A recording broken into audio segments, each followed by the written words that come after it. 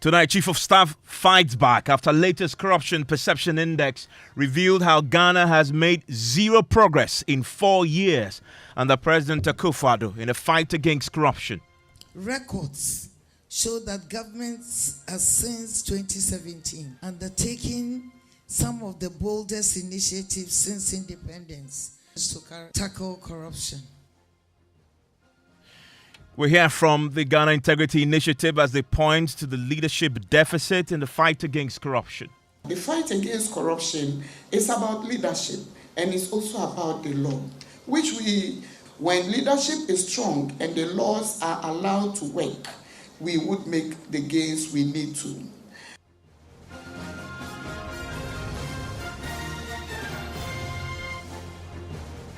This is Top Story with Evans Mensah.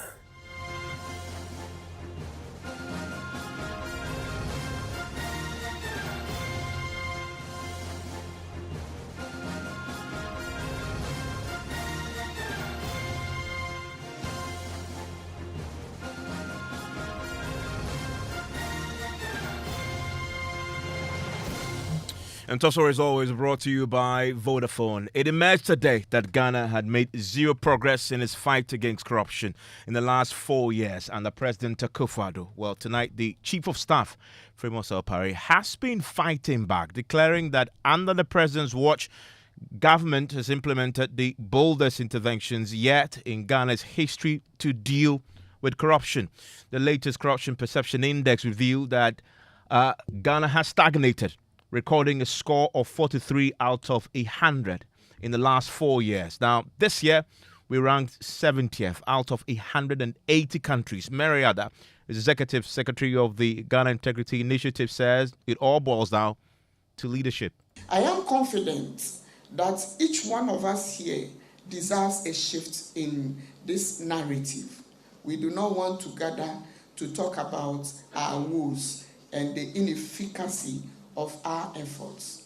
Again, Professor Ade has aptly suggested that the fight against corruption is about leadership and it's also about the law, which we also agree to a very large extent that when leadership is strong and the laws are allowed to work, we would make the gains we need to. When the elements are effective, Ghana certainly and undoubtedly will be making great strides, and I am sure that the narrative would be different. Well, the event to adore this report this year, the Corruption Perception Index, was also the Chief of Staff, Mensah and Emefa Apawu, and she did not mince words, going back to history and producing what she believes is the record of this current administration on the fight against corruption. She says historically, no other government in Ghana's history has done more to fight corruption than this government under the watch of President Akufo-Addo.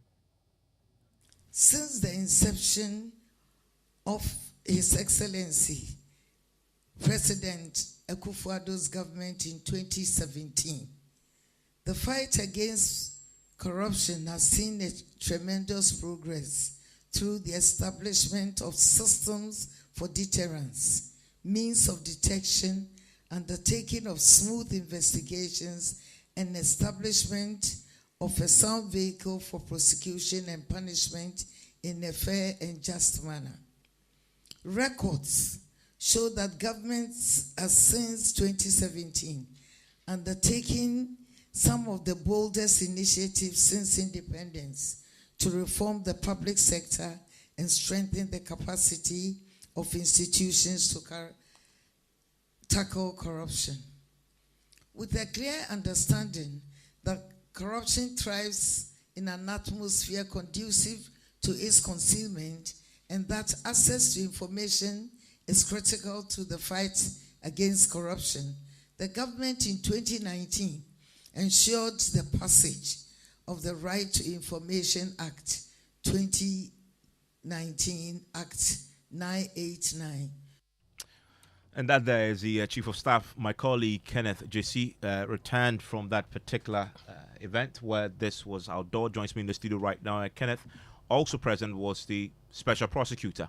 What's the reaction to this? Well, the special prosecutor was certainly not happy. He made some claim that sought to suggest that we make one positive impact towards our fight against corruption, and then we take 2 steps backwards. I'm afraid I bear no good tidings on where we stand on corruption and justice, the focus of my musings. The results speak for themselves. We are standing at a single spot and spinning around slowly on one foot in a circle, much like a gyroscope. The conversation is becoming sterile. The fight against corruption is proving to be an unruly bride indeed, I said yesterday at a CDD event. The fight against corruption is not lending herself to agreeable domestication and cohabitation, and we are not recording much success. Our progress is hampered, and we are unable to move the needle appreciable to improve our scorecard. Our story is a rather curious cycle of self-defeat and disappearing acts. We begin by collectively acknowledging that we must fight corruption. This lights a glimmer on the horizon. And then we proceed to dim the glimmer by approaching the enterprise of the fight against corruption half-heartedly. That is to say, we certainly know the cure to the malaise, but we are unwilling to take the medication fully. And that is the special prosecutor Kisie Jabin today at the event where the Corruption Perception Index for 2023 was outdoored.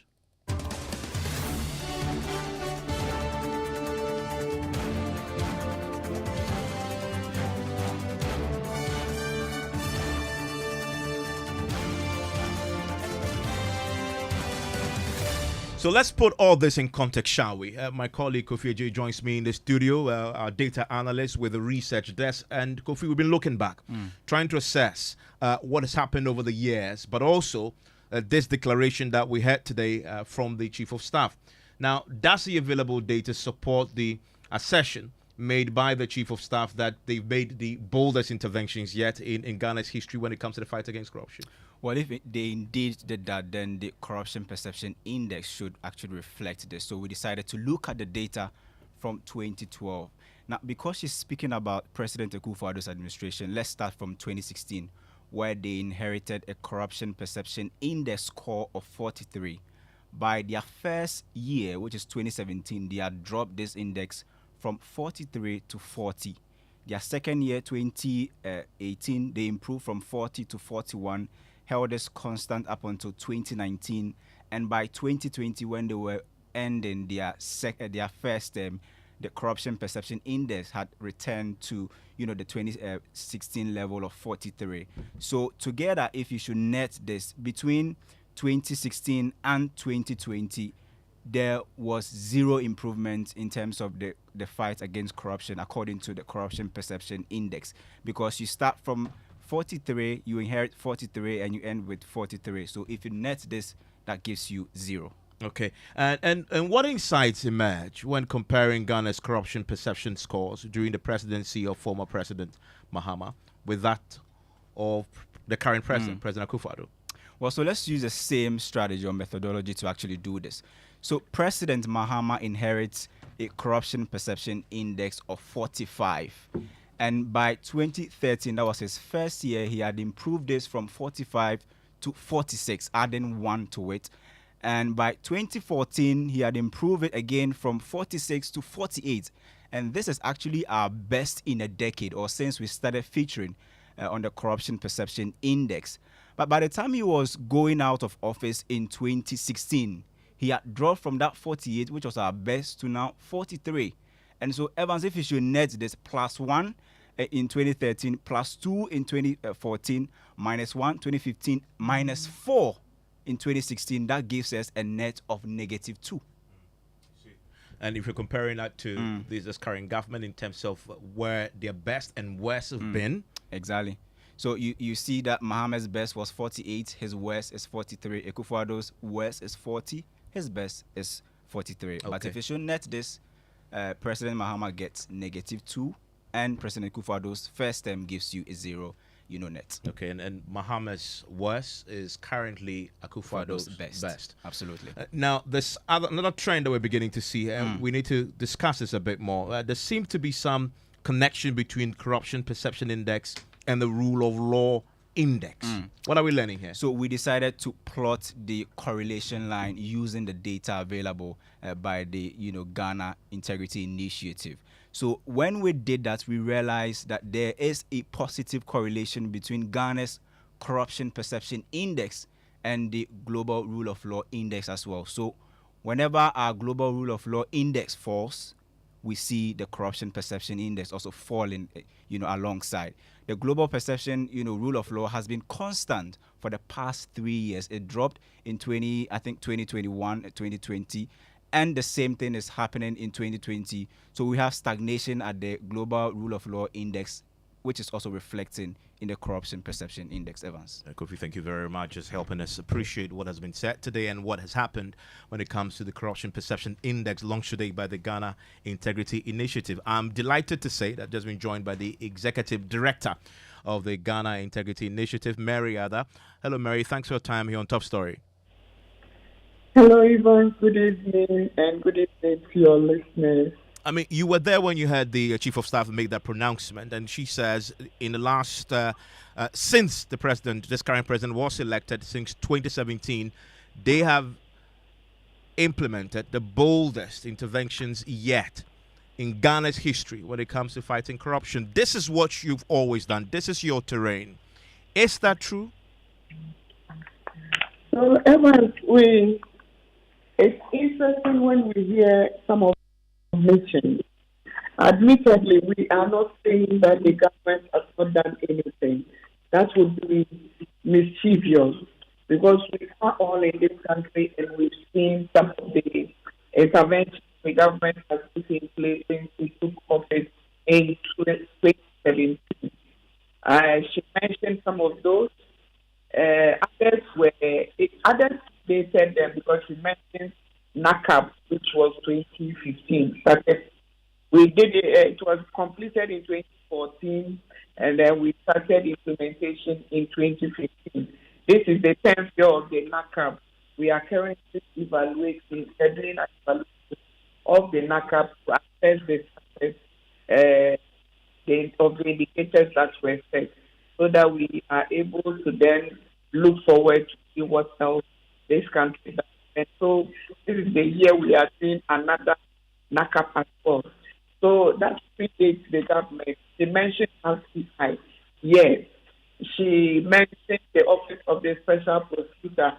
Certainly, we do not discount these at all.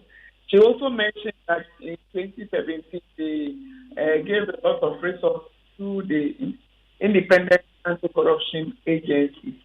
Yes, that is the work of government. Government is supposed to resource. Government is supposed to ensure that it puts in place robust regimes, legislation, and also the executive is fueled in such a way that it is working. We also have the judiciary that's supposed to ensure that it adjudicates justice and breeds lots of fairness in the system to promote the fight against corruption. So if we are not seeing those manifesting, we just say we have an office and for that matter, work. If you have listened the ST speak recently, you see the pain and passion with which he espouses his lamentations. We are a people who talk and serve ourselves more than we do anything else. The actions that are supposed to accompany this rhetoric, it's not. And I say again that the CCI results, not just others, have also indicated we are fighting this battle. Apologies, Mariada. Our connection to you hasn't been great. Let's see if we can fix that so we can get a fuller picture of what you're telling us on this particular subject on the day when the GII launched the Ghana Integrity Initiative, the corruption perception index. We've had the chief of staff make the pronouncements that she's made, and we're assessing it. We've done the research, what it says. I want to bring in right now Dr. William Ahaji, who is the rector of the Match the Action. Certainly, Evans, the rhetoric doesn't match the action. And there are several examples to show that the rhetoric doesn't match the action.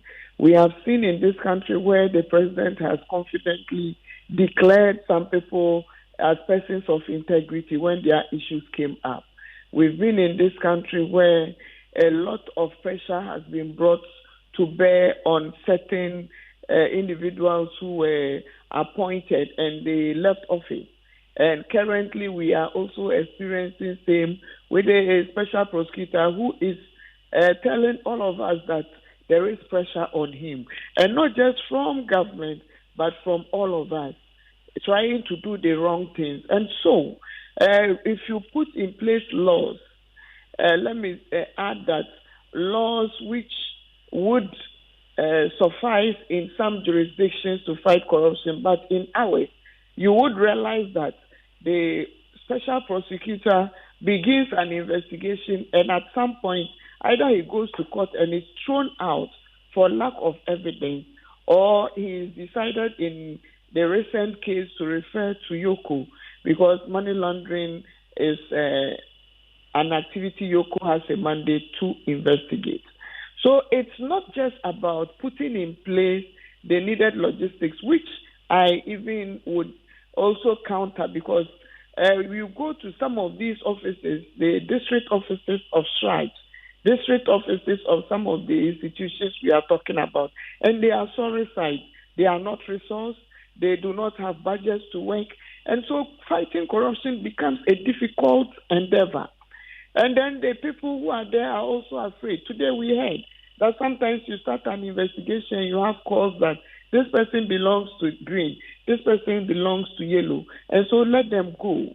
If you do not, then the attack dogs are let loose on you. And remember that the CPI is calculated based on opinions of experts and also of academics and people in Ghana who see what is happening. The data is not just out of the blue. It is captured from different sources, 9 different sources, which have done extensive work based on indicators such as the rule of law, such as accountability. And then when you come to accountability, you delve down, you see how are judiciary functions being held, how is the Auditor General working. And so there are so many indicators that when we pay attention to as a people, we should be able, and we are committed, like I said today, it is about leadership. Yeah, you mentioned the point about leadership, but fundamentally, you do not accept that as far as implementation of interventions to deal with corruption goes, what has happened since 2017 is the boldest in Ghana's history. So if it is the boldest, why is it not reflecting in the various surveys? This is not just CPI we are talking about. Every other survey has shown differently. If you look at the rule of governance index, it is just the same situation going on. So it's not just about the CPI. If we are taking the boldest step and we walk that talk, it should reflect necessarily. But in terms of action, though, they've taken bold steps, have they not? I mean, the Office of the Special Prosecutor is definitely a bold step. In fact, if you put it in the context, the Freedom of Information Act that was passed after more than 20 years of just staying in Parliament and gathering dust, that also is a bold step, is it not? Why not we acknowledge that? But Evans, let me tell you that the NACAP, the National Anti-Corruption Action Plan, had embedded in it one of the activities was to set up an office, independent office, that will fight corruption in the Attorney General's office. So maybe the structure changed, but this is not novel. It's something that was already in the pipeline to have been done. So when we say it's the boldest step, What is the difference between the bold step that has been taken and actualizing that bold step? Okay, Mary, please stay with me. Let me quickly bring in Dr. William Ahaji, Rector, Institute of Social Democracy with the National Democratic Congress. He used to be the Director of Research for the party, joins us right now on the line. You said you heard the Chief of Staff. Your reaction? I mean, the facts are that they've taken bold steps. But she says if you have to go back all the way to the beginning of 1957 history, and if you judge, the outcome is clear that this government has done the boldest in dealing with corruption. I think that's more of a propaganda statement, a reflection of the reality. Let me just turn off this other radio, and then I speak to you through the phone. I can hear clearly. Is it better? Yes, it's great. Yeah, okay. So what I'm saying essentially is that her assertion.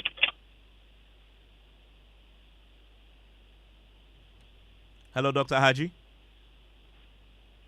Okay. Can you hear me? I can hear loud and clear. Yeah, okay. So I'm saying that her assertion smacks of doing propaganda because the evidence does not show that at all. As your officers read out earlier, there have been governments that have actually improved their scores on the CPI over the years. And that is an indication this particular assessment, CPI are not done in country. They are done by Transparency International. Dr. Haji, please speak directly into the phone for me. I'm getting you moving in and out, and it's not stable. Is it better? It's great, yes. Just speaking directly into the phone because it's is not it even. Now? Yes, it's great. Yeah, so I'm saying that there have been government indeed. I have been the governance consultant to the National Development Planning Commission from 2003 to 2016, and my focus was on preparing the annual progress report. I reported on governance, and I actually reported continuously on the corruption perception index over the years. And so I find that statement incorrect from the Chief of Staff. It's incorrect. You've pointed to the fact that the CPI isn't reflecting, if indeed the interventions have been made. The CPI only measures perception. But the reality is they've taken bold steps. Well, if you're saying... Hello, Dr. Haji.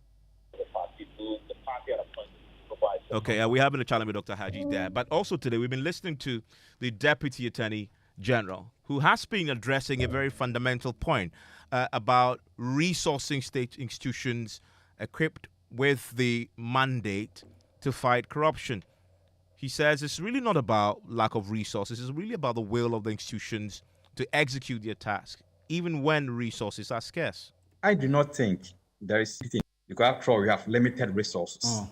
So you may be in need of 20 Ghana cedis. You may be given 10, 15, or 70. You cannot get 100% what you need. But what do we do with the little that we get? I think if you're assessing these agencies, you may have to look at what they get and the output that they come up with. Right. In terms of we resourcing the various agencies, if you start from 2017, without sounding political, maybe this was government, that's what I'm saying for 2017, realize that there's been incremental budgeting when it comes to we giving money to the various anti-corruption agencies. You can inquire from scratch. You can inquire from judiciary. You can inquire from the various agencies, you and the rest. Every year, there is an increment when it comes to their budget allocations. But the key question is, why is it that still the perception is so high? Yes, we are so stagnating. All right. My thinking is that corruption fight is not an individual responsibility. It is something that we must all come together and fight it. And that's Alfred Chianyuba there. He is the Deputy Attorney General. Mariada, on that point of resourcing state institutions, if you look at the record, go to the budget of 2017, for example, and you take Shraj got 41 million cedis. 2018, they got 32 million. If you compare it to the 2 previous years before this current government came into power, that is higher than what they've received before this government came to power, 24 million in 2015 and 30 million in 2016. In resourcing 2 of these state institutions, they've done better there. And if you remember, I mentioned that one of the things that started very well with this government when it took over was to resource Shraj and the others very, very well. I mean, they were, some of us thought this would be an ongoing process and it will reflect in each year's budget, meaning it will capacitate Shraj and others to be able to do their work very well. However, the narrative currently is different. If you continue from 2017 and you come downwards, you will see a downward trajectory. Isn't that a reflection of the current economic condition? Oh, no. You continue from there and then you see even before that. So, and then if I also remember that these budgets that budgets are budgets, they are estimates. Usually you would not even get all of it being disbursed to the entity. And so if you are judging institutions by budgets that are approved by Parliament, we would be making a very significant mistake. Let us interrogate that process and look at how much was disbursed to the entity and how much did they spend, then we would be making the right calls. Okay, and today, fundamentally, we've not made any progress, zero progress, indeed, over the last 4 years. The Chief of Staff was before you today. What is the single most important intervention that we need right now to change this narrative next year? So we mentioned that there are a lot of things we need to do, and one that we need to do with civil society and even the public sector, I believe would be very much interested in, is to pass the Conduct of Public Officers Bill, which takes care of public sector conduct, because this is the CPI and it deals with public sector corruption. It would also deal with conduct of public officers, conflict of interest, some elements of unexplained wealth as well. And this is the bane of our society. We see people making money and we cannot interrogate this. If we have a law on it, it will help. Apart from resourcing, we also believe that leadership should show clear commitment. You see, there's one thing that we have been espousing recently, that we should let the burden of proof be on the person who has been... hello? Yes, Mary. Great. There's some noise in the background. I hope it's we've fixed it now. Clara. Yes, please. Great. So we are saying that even though the burden of proof is on the person who alleges to prove, I think we should shift the burden of proof. If we do that for the alleged allegations which have been meted out, to the person should show how he is not guilty, then we will be making significant strides. And as we have said before, it's been done. We say we are common law, but even Britain, where we are learning from, are doing a better job.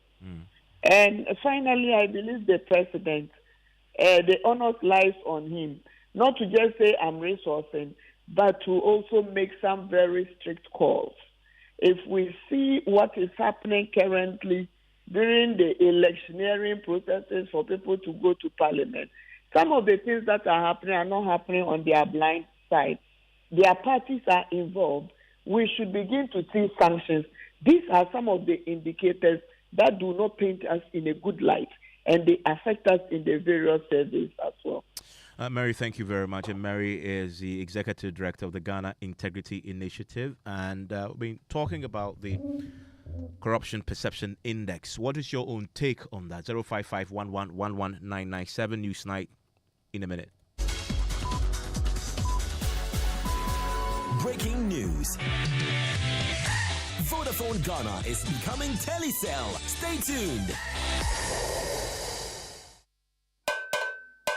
I'm afraid. Yeah. Me medi asam bisanda mo. Enti emrot ya no. Mumu hwan pa na tumi hwe na mo bodom pe mo man yakono. Eye kwabna. Na mumu hwan so na tumi just mali me ma yene nyina de. Eye kojo.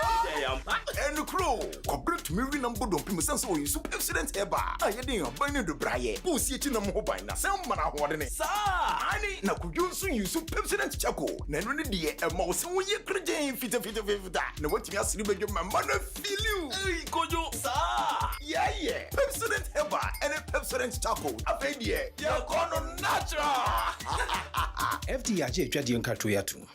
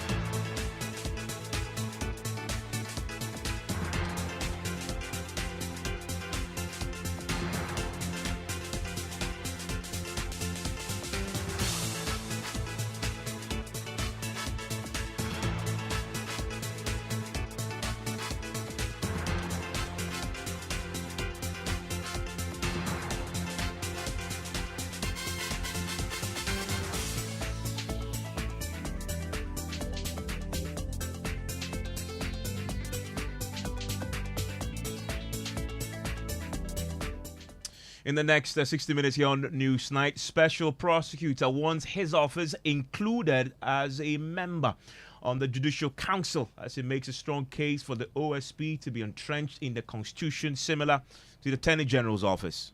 Why don't we assure flow of resources to the office? Then also I'm thinking, why can't we include the OSP in the membership of the Judicial Council, for instance? Tonight, more questions arise over Bank of Ghana's admission that Cocoa Board hasn't paid investors their cocoa bills. From the beginning, that originally they should not even have been sold cocoa bills. And therefore we ensured that all individuals were paid. So I was surprised to hear that there are few out there still that were not sorted out, and we will look at it. We'll hear from the governor, Ernest Addison, vowing to investigate the matter as some investors welcome the BOG's decision. We hope, because we have been told several times that, they are looking into it. So now it turns out that there is more to it than meets the eye. So we hope that with his busy schedule, he will have time to look at it. And later, the management has no other choice but to close down the basic school. If things continue like this, some other groups join in, and then the university grinds to a halt. So we appeal for a quick resolution to the various issues that the various groups have raised. Graduates will not get certificates. Basic pupils asked to stay at home while parents remain frustrated. That's the impact of the nationwide strike by 3 major labor unions in the tertiary space. We have children that they also attend the school. So it's like you can't say the fathers will be crying at home when the children should be in the school. So it is not our intention. It is because of government is not being responsible. The area say buying for sika and so the more. Well, the striking lecturers and tertiary education workers are not backing down. You know the amount is supposed to be. Right. You know that if defaulted, they have to pay the on us. So why the engagement? So I want to put on record that this one, you don't need any negotiation. There's no negotiation on this matter. We are not at the table to negotiate. So government should do well and release the money to our family. Then we get back to work. And in business, CD expected to remain stable in coming weeks as donor inflows impact market and Bank of Ghana increases support for commercial banks. And in sports, Mali is 45 minutes away from victory over Burkina Faso to set up a quarter-final bet with host Ivory Coast in the African Cup of Nations. I want to stay with us for that and more here on Newsnight, and some news just coming in, and that's where we start because the labor unions, organized labor led by the TUC, came together last week and gave government 1 week to withdraw their letter to the ECG asking it to implement the 15% VAT on electricity consumption. Well, that ultimatum will end in fact, ends tonight, has ended already because the close of day that was given was 5 p.m. today and has ended. In the last few minutes, the Finance Ministry has issued a statement calling for calm. And I want to quickly bring you the details of this particular statement that has been issued and signed by the Public Relations Unit at the Ministry. And it says the Ministry of Finance has noted the concerns of organized labor on the implementation of VAT on consumption of electricity by residential customers. Extensive dialogue will be held with organized labor and other key stakeholders in the coming weeks to ensure stakeholder buy-in. The ministry therefore appeals to organized labor and all stakeholders, including ECG and NETCO, to exercise restraints to facilitate a constructive dialogue towards a quick resolution of the impasse. Now, we note the progress the country is making in the implementation of the post-COVID-19 program for economic growth, including posting higher than programmed growth targets, declining inflation, improvement in fiscal and external positions, a more stable exchange rate, and the declining monetary policy rate. The government hereby reiterates its commitment to working with all stakeholders in order to sustain these gains and engender macroeconomic stability and inclusive growth. So as we speak tonight, following the expiration of that ultimatum just over an hour ago, issued by TUC, together with the organized labor, the Finance Ministry is asking for restraint as it opens dialogue with all concerned to get some resolution on the subject of the VAT, 15% VAT that the Finance Ministry has instructed the ECG to begin implementing. I want to bring in Angel Kabonu. He's the president of the National Association of Graduate Teachers. He's one of the individuals, leaders of organized labor that converged last week at the TUC to issue that ultimatum. Joins us on the line right now. Mr. Kabonu, thanks for your time here on Newsnight. Your reaction to the statement from the Finance Ministry? Well, I am confused because the Finance Ministry is also asking ECG and NEDCO to also exercise restraint because there was a clear directive by way of writing a letter to these organizations to implement the VAT on electricity bills. So, and our demand was that the government writes to these agencies to suspend the application of the VAT on charges for their services. So that letter, we haven't seen a copy of that letter withdrawing the initial directive given to these agencies. So the call for all of us, including those you have directed to exercise restraint, confuses some of us. I don't understand it. You get the sense that within NETCO and ECG itself, there is disquiet about this, because we've heard from the ECG MD who was on my show, and it was very clear that it was going to be, he used the word, a nightmare to attempt to implement this.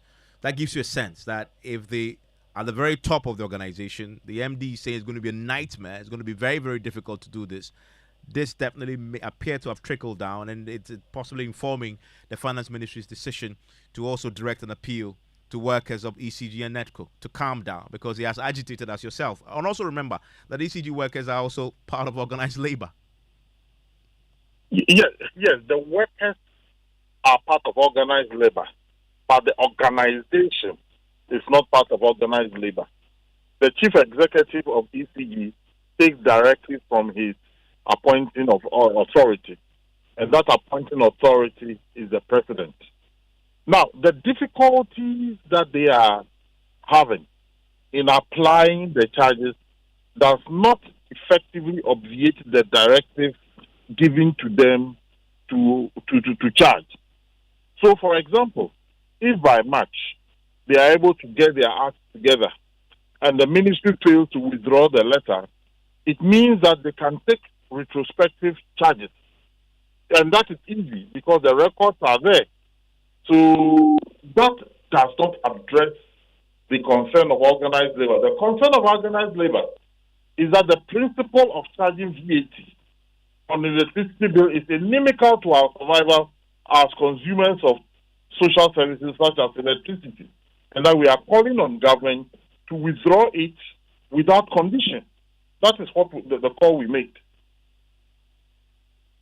Specifically, though, to the appeal to you to exercise restraint, will you? Because the ultimatum you gave expired at 5 p.m. And The you told us. ultimatum expires tomorrow 5 p.m. Oh, tomorrow instead. Okay. Tomorrow is 31st. Tomorrow is 31st. Okay. Fine. Yes. And you were very clear when I spoke to you last week that if it's not withdrawn, you will call a strike. Yes, that was an announcement made by the Secretary General of the TUC that we all supported. So will you exercise that restraint and hold off? Well, as I speak to you, there has not been any call for a meeting by organized labor to change our stance.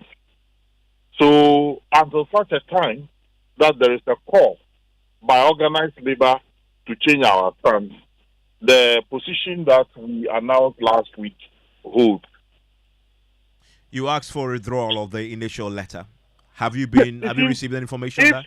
If ECG and the agencies themselves are talking about difficulties, and organized labor is also having problem with the principle, and you, the government yourself, is calling on ECG and everybody to exercise restraint, then you could have as well written a letter to them to withdraw the initial letter that you sent, that they should apply charges. And when we see that letter, this matter dies a natural death. I'm wondering if you've received any communication from the finance ministry that this has happened, this withdrawal. No. In fact, even this issue of restraint, I'm hearing it from you on your network right now. So you've had no contact whatsoever with government officials on this, the finance ministry in particular? Not that I am aware of. You've not been called to come and dialogue? Absolutely not.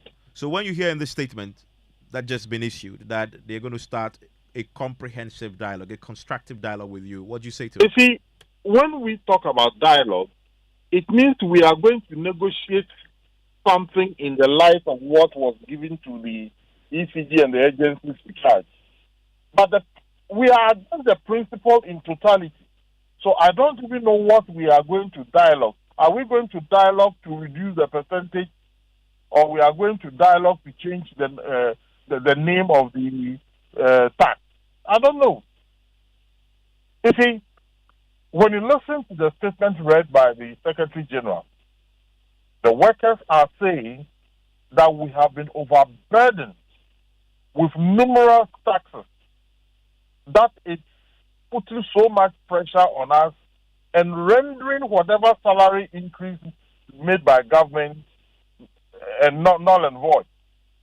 That was the principle under which we came on this issue, that the taxes have become so much, and we, the people of this country, in this way, workers are suffocated. So, bottom line, this restraint that you've been asked to exercise won't happen by close of day tomorrow unless you get a clear word that that initial letter has been withdrawn. Yes, as I said, organized labor's position is not changed from the position we espoused last week. And as I talk to you, no change is been directed, and that the initial position we held still holds today. Thank you very much. And that is Angel Kabonu, who has been speaking to us about that ultimatum they issued last week. He says it expires tomorrow, rather. That is a close-up date tomorrow, 5 p.m. And they've told the government that if they do not withdraw, specifically the finance ministry, withdraw the letter to ECG and NEDCO to implement the 15% tax on electricity consumed, that is VAT on electricity consumed, they will proceed on an industrial action. I want to hear from you. You've just heard his position following this press release that has just been released by the Finance Ministry, 055-1111-997. And you know what happens when workers withdraw their services. We're feeling that right now with the withdrawal of services by tertiary education workers, including teachers, because it's been 2 weeks now since the Senior Staff Association of Public Universities declared a nationwide industrial action over their Tier 2 pension payments and other allowances. It is there we go next, because since that action was declared, other groupings, including the Tertiary Education Workers Union, TEU, the Ghana Association of University Administrators, have all joined over similar concerns. Now, this joint action is now beginning to take a toll. Today, pupils and parents of the affected institutions have begun expressing frustration following the total shutdown of the University of Ghana Basic and the Kwame Nkrumah University Basic Schools. First, my colleague Fred Kwesi Kwarting has been to the University of Ghana Basic School. Here is what he found.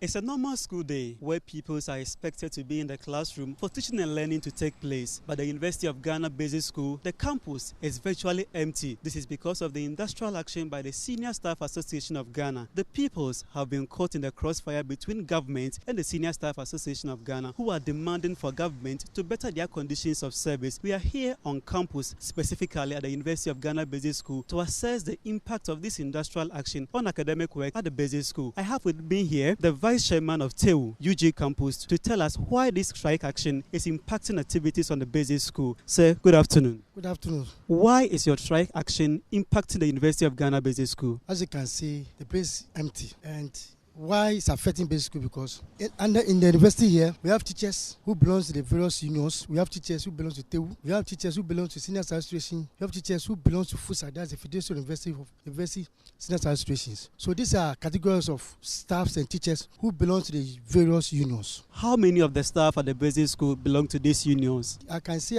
we have about almost 40 of teachers. Yeah, because compared to the KG, the primary and the JHS, the cleaners and the gardeners and the security men. But I can see a pocket of students working on campus in uniform. Who are they and why are they there if you are saying the Basic School has been closed down? The people that you are seeing around are people that they Form 3s. A little dispensation has been granted to them because of their peculiar problem they find themselves. So actually, those people that you see around, they are the Form 3 students. For how long has the school been closed down? The school has been closed down for almost 2 weeks now. How are students and parents reacting to this strike action? Aren't you putting them in a very difficult position? Really, you can say that, but you see, we are also parents. We also have our children in the school. We are people shouldn't think that we are staffs. We are staff that we don't care about those things. We have children that they also attend the school. So it's like you can't say the fathers should be crying at home when the children should be in the school. So it is not our intention. It is because of government is not being responsible to the issue concerning the universities. That is what has brought about all this. But as I say, we are hoping by Thursday, when we meet government, we hope that there should be an amicable solution to this. Then quickly we'll resume work. That is a Vice Chairman of TEU, University of Ghana Campus, who has been interacting with me. So that is what is happening on campus. Well, that's the situation at the University of Ghana. It's same at the Kwame Nkrumah University Basic School, where the school remains shut down. Listen to my colleague, Nana Boachi Yadom. He's been there. It's been 3 weeks since the Teachers and Educational Workers Union of the Trades Union Congress, the Senior Staff Association and the Ghana Association of University Administrators laid down their tools over poor working conditions. The failure of the government to reach an amicable settlement with the striking workers appears to have compounded the situation as the industrial action takes a toll on activities on campus. Authorities at KNUST announced the indefinite closure of the university's basic school. Painful as it is, the management has no other choice but to close down the basic school. We know it's going to have effect on parents because some of them are having to go to work. Some have to attend to other businesses, but they have to be home, which means that they have to look for other alternatives to take care of their kids at home. It has complicated. There's already precarious situation in the university when the senior staff declare strike. Authorities fear the industrial action, if not addressed, could affect academic work on campus. Dr. Norris Bequeen again. If we are not careful, if things continue like this, if you are not careful, what is going to happen is that nobody knows, but you are going to hear maybe some other groups joining, and then the university grinds to a halt. So we appeal for a quick resolution to the various issues that the various groups have raised. so that it doesn't affect the academic calendar. Meanwhile, parents and their wards continue to rue the closure of the school. Personally, I have someone who assists them in the house. So the only thing is to help beef up with the home teaching stuff so that the kids can be doing it something. The area means I'm buying for sika and so the mom. Government must conclude its negotiations with the striking union. My children had to join me to make sales today because the school has been closed down. For Joy News, Nana Boachi Dankwayadom, Kumasi. Well, at the University of Cape Coast, issuing of certificates have now been put on hold. We cited a notice that has now been pasted across campus, and it says it is announced for the information of the university community and the general public that in view of the pending strike by sections of university staff, certain services have been disrupted. Consequently, issuing of certificates have been suspended until further notice. Any inconveniences caused is deeply regretted. There's a notice on the campus of the University of Cape Coast. I want to bring in now the national chairman of the University University Senior Staff Association, Isaac Donko. Mr. Donko, thanks for your time here on Newsnight. Thank you for having me. What's the update on the attempt to resolve the issue? For now, there's no update. Currently, we are still on strike. We are to meet government team on Thursday coming at Ministry of Finance. So that's the latest update. For now, our members are at home. Everybody is resting. We are expecting government to release our tier 2 with the interest, very soon. Then we go back to work. You started this industrial action, and the two fundamental concerns you shared. One was the overtime allowances. Has that been resolved? Yes, the overtime allowance has been resolved. The letter that was written by JTech to suspend or to cancel our overtime allowance, another letter has come to suspend that letter. So at the moment, overtime allowance has been restored on all campuses. The overtime allowance, you don't have any problem with the overtime allowance for now. So the demand now is pay our tier 2 pensions and pay with interest? Yes, the pension, our tier 2 pension. And they should pay with penalty, 3% penalty per month. Have you received any response from the authorities on this? The authority has written to us that they want to meet us on Thursday coming. Hopeful that there'll be a resolution then?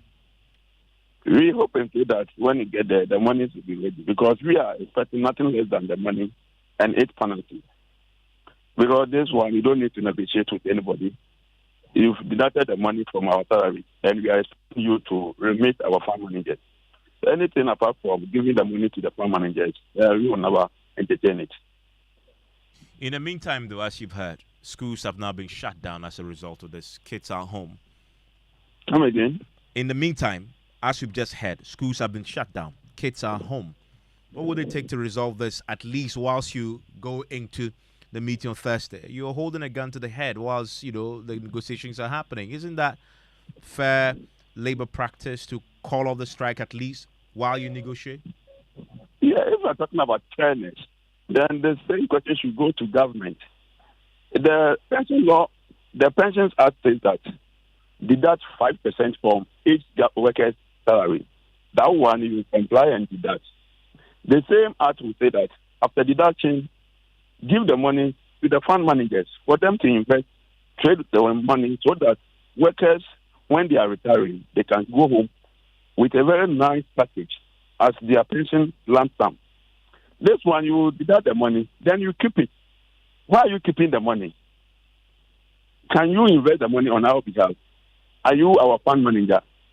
So there's no fairness on the part of the government. So what do you expect us to do? This is some people's pension. Mind you, some people have been on pension for the past 3 years, and they are yet to receive their full lump sum. And those people are also crying. Those people are also dying. They can't even attend hospitals. Those people are also having their children in basic school and universities. They're supposed to pay school fees. They're supposed to pay accommodation, buy books, and other related items. So where do they get money to do those things? So for fairness, my brother, please, don't let us talk about fairness. We've been fair, we've been respecting the law of the land for quite too long. Mr. Donko, thank you very much. And that is one raging controversy. Now it has resulted in school children sitting at home, schools shut down as we speak. That there was the national chairman of the University Senior Staff Association. He says there's a meeting on Thursday. We'll keep a close eye on that and brief you as and when we get the latest on that story. Parents obviously are looking forward to what will happen on that day so they can plan their lives and the lives of their children. Still listening to News 9 on Joy 99.7 FM. There are more questions emerging tonight after the Bank of Ghana governor admitted that he's actually surprised that Cocoa Board has failed to pay cocoa bills of those who invested in buying cocoa bills. Now, the admission has triggered additional questions around the central bank's oversight responsibilities, especially in light of the Finance Minister Kanu Friata's announcement of the establishment of a desk to monitor cocoa sector activities. Cocoa Board, for example, we have a turnaround plan. As you know, we had to restructure maybe 15 billion of their cocoa bills, in which we did 7 point something, and the central bank also did around that amount. And as I mentioned earlier, both the governor of the central bank and the minister for finance, myself, will now be on the board. We also have set up a desk, or setting up a desk at the Ministry of Finance that will really interact with the financing division of Cocoa Board to make sure that the issues of fertilizer, cocoa roads, overheads, are all brought into an ambit of discipline. Well, as we await the implementation of this particular initiative and policy intervention by the Finance Ministry, we're now beginning to see that questions are beginning to emerge following the pronouncements that we had from the Bank of Ghana governor yesterday. Among those grappling with the uncertainty over whether or not their cocoa bills will be paid, and they have actually not received any payment since the exchange happened, in terms of the exchanging of the cocoa bills for longer term bonds. Mr. and Mrs. Echikwam, who after 35 years of service find themselves financially strained and unable to cover their children's university expenses. Surprisingly, the Bank of Ghana's governor has had an express shock over the non-payment of the bills, and he says he will look into it. Thought that all the individual holders of cocoa bills had been sorted out, actually. So I was surprised to hear about the noise that there are individual holders of cocoa bills who opted not to participate. I mean, individual holders were really not part of the restructuring of the cocoa bills. So that issue has to be resolved. I don't think that there is any big debate about that. We said that right from the beginning, that originally they should not even have been sold cocoa bills. And therefore we ensured that all individuals were paid. So I was surprised to hear that there are a few out there still that were not sorted out, and we will look at it. Well, the Kwams have been responding to this as they're one of many individuals affected by Cocoa Board's inability to pay the bills. Listen to his reaction to what we heard there from the governor. Well, we hope, because we have been told several times that, they are looking into it. So now it turns out that there is more to it than meets the eye. So we hope that with his busy schedule, he will have time to look at it. And then whatever needs to be done must be done. But the thing is, the urgency of the times. We need to have this thing resolved immediately. It's been tough, and that's all I can say. It's been tough. How we manage is it's been tough. When you are used to getting a salary, and then all of a sudden it's not coming, you really have to struggle to keep things going. So it's been tough. That's all I can say. Like, he went on retirement 2 years ago, and that was around the time that we invested. So we are also we're hoping that we'll just put this thing in the cocoa bills investments in for just 6 months and withdraw and do some business with it. So as at the time we invested, the CD was to the dollar was 6 cedis. Now it's 12 cedis. So it's sitting there and devaluing, and just even anxious about your investment devaluing and the fact that you are not even getting anything at all, no principal, not even interest, and nothing. It's very worrying, but we are happy. This news comes, it makes us happy that at least something will be done so that we'll get our investment back. We'll hear from Professor Godfrey Bokpin shortly on the admission by the central bank when they should have supervisory jurisdiction over what Cocoa Board does in the area of the cocoa bills. George Afe joins me with more from the world of business. And George, this is a subject that yourself and your team, you've been following very closely. You posed that question?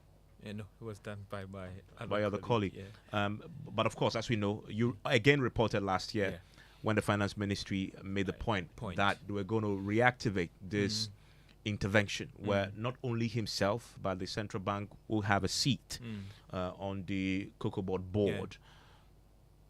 Professor Bokpin and co. find it pretty strange that the central bank governor did not know that for months Cocoa Board has failed to pay coupons and principals to those who bought. And even if you go back to the central bank's position insisting that the commercial banks were not supposed to have sold these bonds to individuals as well. So there's another question there was, how come these banks went behind the directive of the Bank of Ghana, and what is going to happen, or what happened to these banks that actually flouted the Bank of Ghana's directive when it comes to the sale or sale of cocoa bills to individuals when they were not supposed to do it. So very interesting questions coming out. Let's see how things unfold in the coming days with respect to the governor's assurance that they're going to work to resolve this issue. What else do you have in the headlines? Well, events coming up, CDA expected to remain stable in coming weeks as donor inflows impact market, and Bank of Ghana increases support for commercial banks. And financial economist Professor Lord Mensah fears the governor or Ghana could be forced to undertake another debt restructuring following the IMF's classification of Ghana as still in debt distress. The business news on Newsnight is brought to you by MTN Business. Welcome to the new world of business. Kingdom Books and Stationery, Syntax Tanks and Pepsodent, Charcoal and Herbal. Visited Kweku at his spunky new office to congratulate him on opening his business. And man, was I impressed. The business is just moving quick. The sales, customers, everything is just working seamlessly. The secret? He said, it's MTN Business Broadband. In this fast-paced environment, we need fast and reliable internet to support all business types. No laggy online meetings, great download and upload speeds, impeccable business management systems, all inclusive. I mean, you can have it all. Shout! I signed on immediately.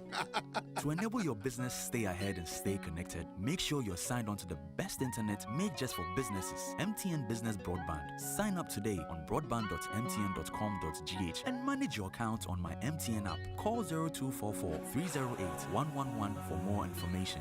We are good together everywhere you go.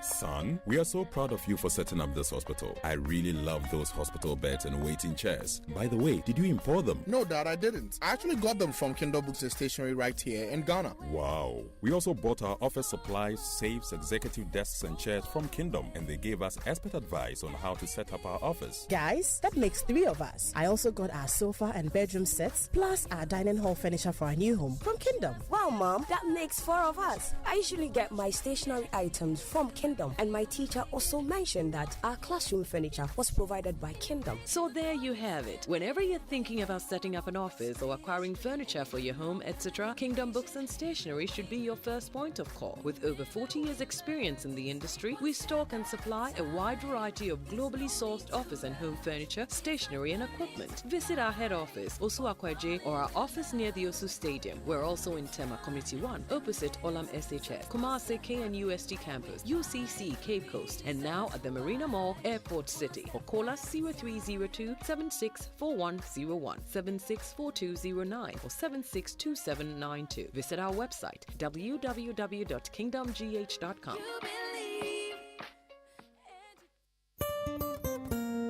No matter your water needs, Syntex has it all. Syntex Tank was first to introduce double layer tank, and now you can have as many layers as you want. Syntex Tank was first to introduce white inner layer tanks in Ghana, and now introduces the customer specs order, which will let you order any color and size you want. Syntex Tanks gives you the biggest warranty of 7 years, which no other tank gives you. So whatever your water consumption, size of project, or demand, choose Syntex Tank. Syntex Tank, stress-free. Syntex Tank, reliable. Syntex Tank, maximum guarantee. Call 0244 335 168, Kumasi 0505 555 666, or visit syntexgh.com.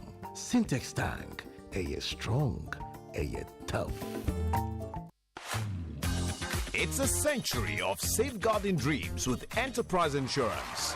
In the spirit of our 100th anniversary, Enterprise Insurance revs it up with Yafinia Motor Promotion. One lucky winner will cruise around in a sleek brand new Nissan Kicks SUV. First and second runner-ups will jet off to Dubai for an all-expense paid escape. Renew or get your vehicle insurance between January and June 2024 and win free fuel coupons. Monthly raffle draws give you cool gadgets like laptops, Samsung phones, microwaves, gas cooker, tabletop fridge, and many more. Enterprise Insurance Yafinia Motor Promotion is on at all our branches. Call your broker or agent to buy or renew your motor insurance and make history with Enterprise Insurance at 100. Celebrating our legacy, securing your future. Time-tested, truly trusted. That's the Enterprise Advantage. Terms and conditions apply. This promo is regulated by the NLA on the Caritas Lottery platform. Enterprise, your advantage. You're welcome back to Business on Newsnight. Now, the Ghana cedi is expected to remain relatively stable in the coming weeks as donor inflows impact market and Bank of Ghana increases support for commercial banks. There is more in this report. The forecast by the bank treasurers is coming at a time that the cedi has witnessed some blips against the US dollar over the past week on the interbank market. However, there has been some signs of improvement since Monday. This, the bank treasurers that Joy Business has engaged maintain that it's due to the market being impacted positively by the recent inflows from the IMF. According to the Bank of Ghana, the development has helped increase its international reserves. The bank puts it at more than $6 billion for the month of January. The Bank of Ghana has also increased support for the market and other interventions that will help firmly stabilize the cedi. The Ghana cedi usually comes under some pressure in the first quarter of the year. This is due to firms trying to import to restock, while others are trying to seek dollars to settle some imports for the Christmas season. This often results in some serious depreciation of the Ghana cedi. Well, the month is almost over, and we are waiting to see how things will pan out for the next 2 months. The Ghana cedi, for instance, depreciated by more than 20% in January last year. And that is a business desk report. In a related development, the Bank of Ghana has sold more than $20 million to oil marketing companies, that is, the bulk oil distributors, to aid or under the dollar auction program. Now, this is to aid in the importation of petroleum products by these bulk oil distributors. Now, this is more of an assurance to these oil importers that the central bank will provide them with the required dollars when needed to support their imports. The central bank is also promising to sell a dollar at a rate of 12 Ghana cedis, 39 pesos.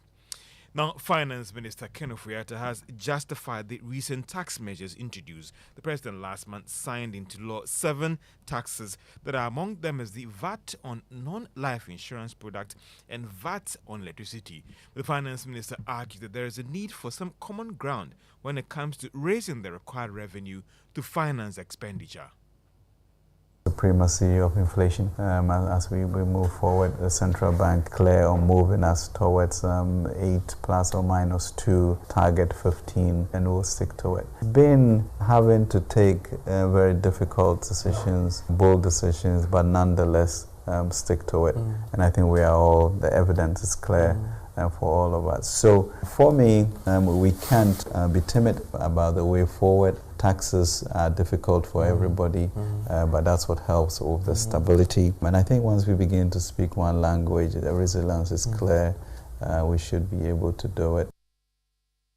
Finance Minister Ken Ofori-Atta. Now, Bank of Ghana Governor Dr. Ernest Addison has been given reasons why government has been silent on the terms for the bilateral debts and Euro bondholders negotiations. Now, government earlier this month reached a deal with bilateral creditors on terms to restructure their debts, and this also started engagement with commercial creditors and Euro bondholders.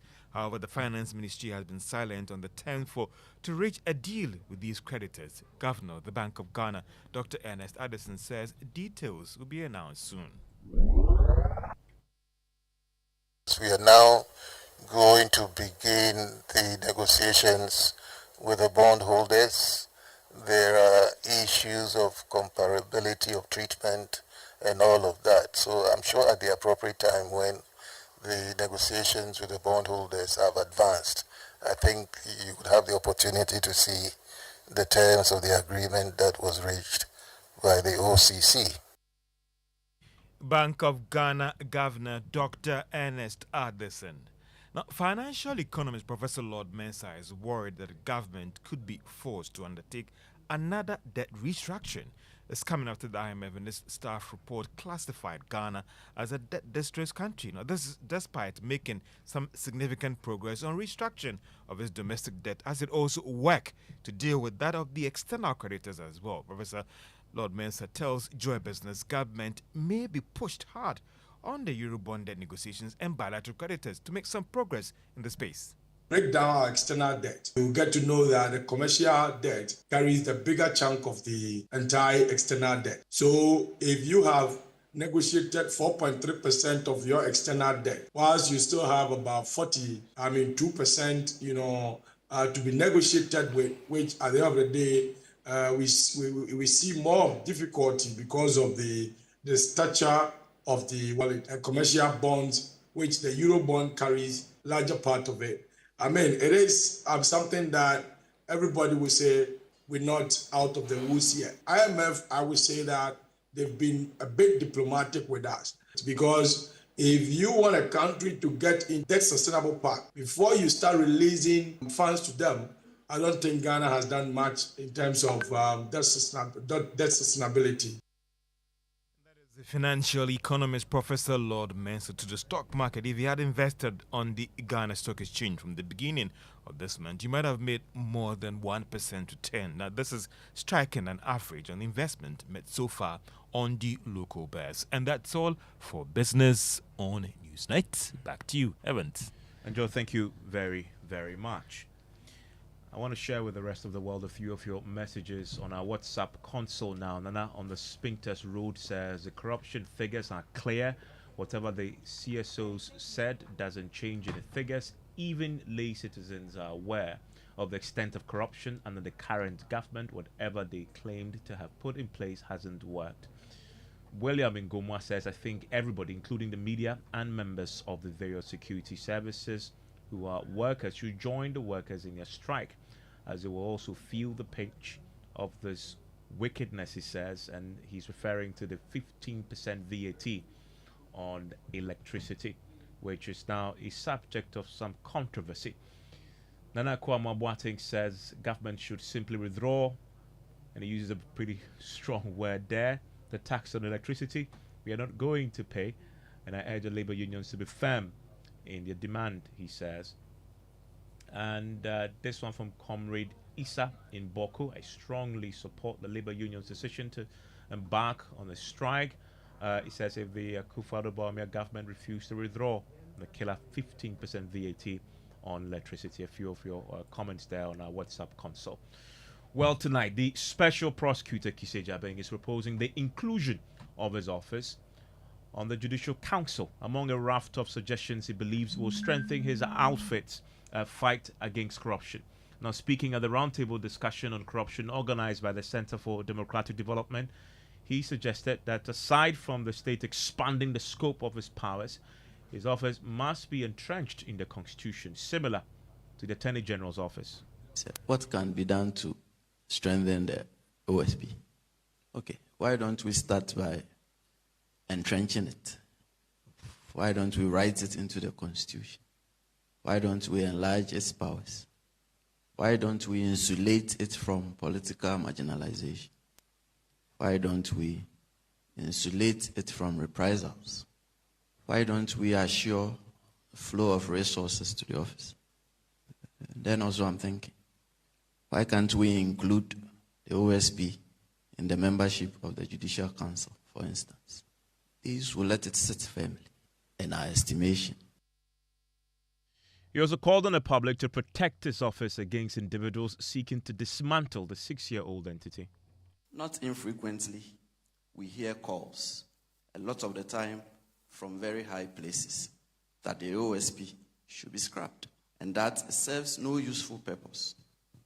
On another score, there have been and there are attempts to discredit the office and its principal officers unfairly and unjustly, alongside formidable resistance and pushback. A careful examination of the reasons for the calls to do away with the OSP suggests that they are made without reference to the actual performance of the office in its 6 years of existence, and that the calls are born mainly of the teething challenges confronting the establishment of the office. Yet it bears reflecting that the creation and establishment of every institution come with the like circumstances of the pangs of childbirth and the raw emotion and anxiety of raising a child. These are natural, and the ordinary circumstances of mankind dictate that we must dutifully care for and nurture this 6-year-old child, which is the OSP, and not kill it. With forbearance, let us mark her growth and development. Condemnation at this stage is wholly unwholesome. It again.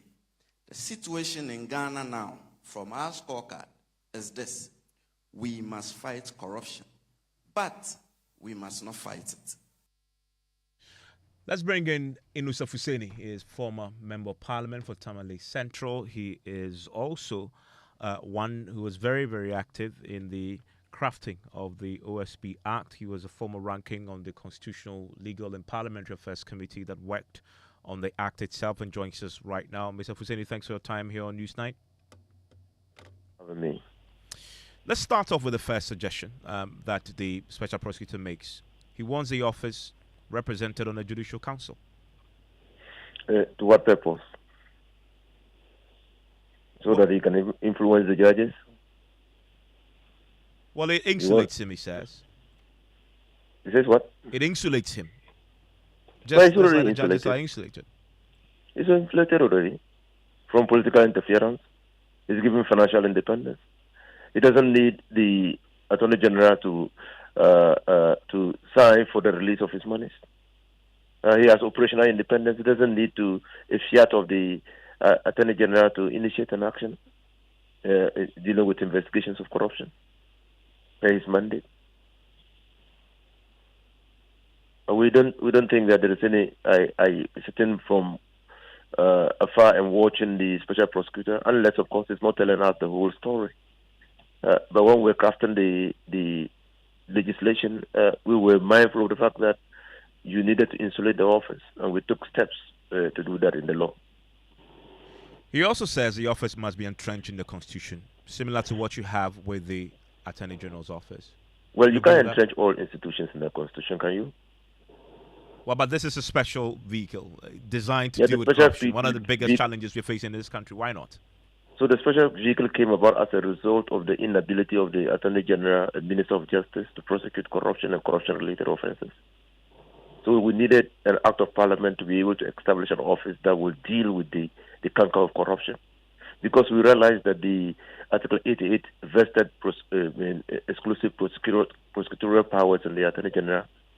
And the only way that we were going to establish an office pursuant to the Constitution, was to establish an independent or special prosecutor's office and insulate that office. We had to navigate a very, rough road, thorny road, narrow, if you want, edge to be able to establish that office, and we took steps to ensure that he didn't come under the influence, direction, and control of the Attorney General. But he still draws his powers from the Attorney General, and God forbid if you have another president who comes in that doesn't believe in the concept of the OSP and he himself doesn't believe in the war against corruption, decides to withdraw that power, what happens?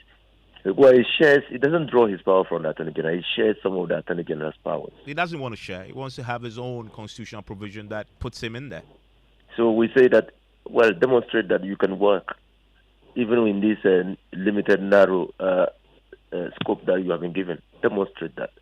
Demonstrate that if you are given further and better powers, you will be able to work. Hasn't he done that already? We don't see that. You don't see that in the corruption perception index, do you? The office has been in existence for 4 years. Before the MPP came into office, everybody bemoaned the level of corruption. The corruption perception index was around 46%. The office has been established 6 years now. 4 years running. That is within the 6 years. 4 years running, we are stagnated. And so what have we done? What has actually been the contribution of the Special Prosecutor's Office to the fight against corruption? Thank you very much, Inusa Fuseni there. Inusa Fuseni is a former ranking on the Constitutional, Legal and Parliamentary Affairs Committee, that crafted the OSP Act, giving us his perspective on the raft of new measures that the OSP is proposing tonight, including a membership on the Judicial Council. Let's do sports now. Ms. Bao here with the details.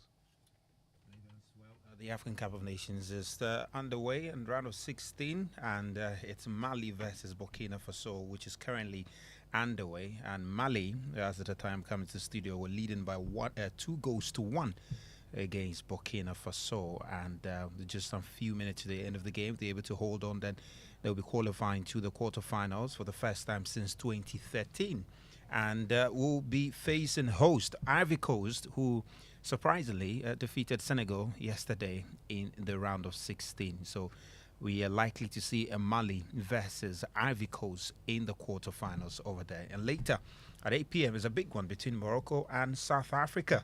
Morocco themselves, big favorite coming to this tournament, and we'll be hoping to get one over South Africa and advance to the quarterfinals.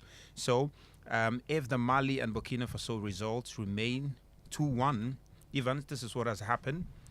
The team that came first in the 2021 edition has gone home, which is Senegal.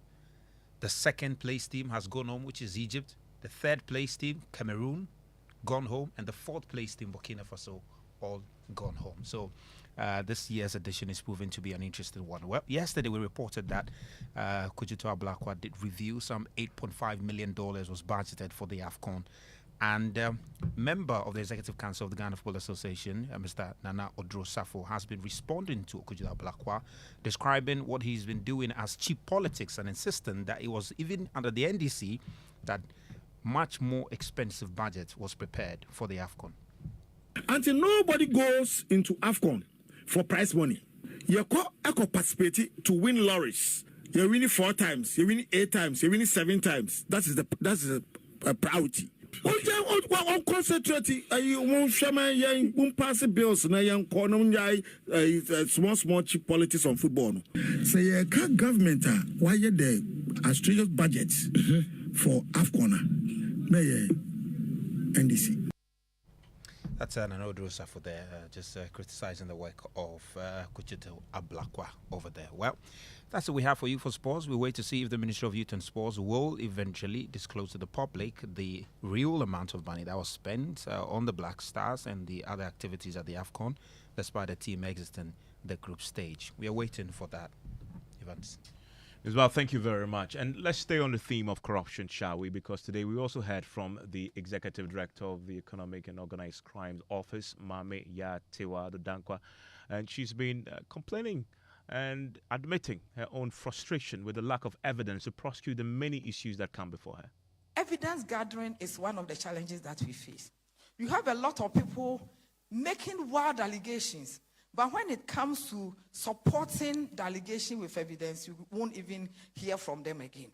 But the point is that it's not about because you say something, and it is not about how many media houses are carrying on that allegation. It is about your ability to put credible evidence together that will be presented to a judge for prosecution. And remember, the judges are not listening to whatever that is being said in the social media. So when you have a case where the person has been tried, convicted in the court of public opinion, and at the end of the day, you are unable to gather the kind of evidence that will happen at the courts, then the public will say that no, the institution is either not working well or there's something wrong with it.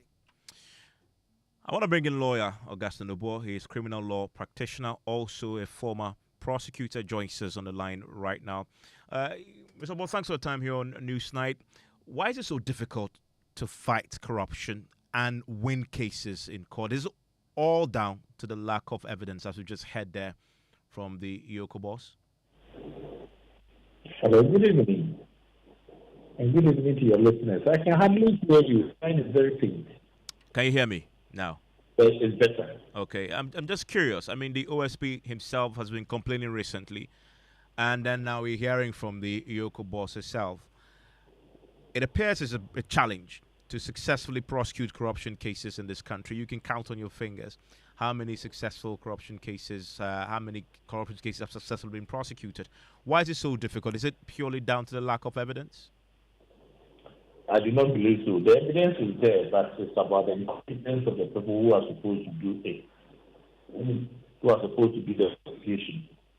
They are not skillful in what they are supposed to do, or they are also not able to do it the way they are supposed to do, all because of politics. These institutions continue to have these problems because of the way and manner the appointments are done and the way they are controlled by the government. On paper, you realize that in the act, they are somehow independent, but when it comes to practice, they are being controlled. When you take that side away, you realize that prosecution is an area of the law that can be done by only prosecutors.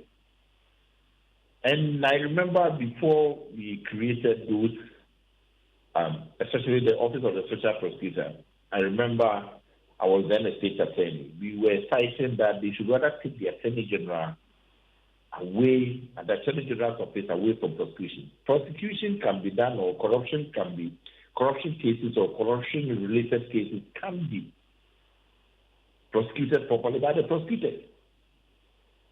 The way it is being done now, we will always have people chasing allegations without evidence. Investigating corruption-related cases is so difficult because you need to go through a lot of documentation to prove it.